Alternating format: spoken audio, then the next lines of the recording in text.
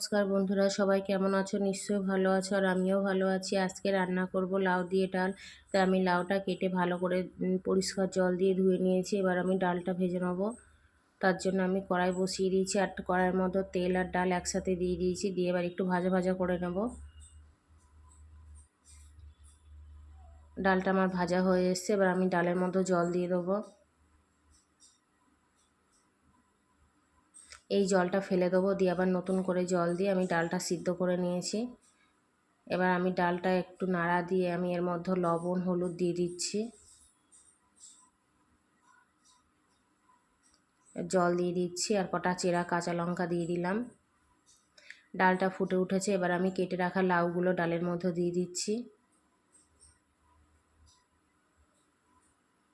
দেখুন ডালটা ফুটে উঠেছে আর লাউটাও প্রায় সেদ্ধ হয়ে এসছে। এবার আমি নামিয়ে নিয়েছি। এবার ফোড়ন দেব। কড়াই বসিয়ে দিয়েছি, আর কড়াইয়ের মধ্যে তেল দিয়ে দিয়েছি। এবার ফোড়নের জন্য শুকনো লঙ্কা তেজপাতা দিয়ে দিলাম। এবার ডালটা ঢেলে দেবো।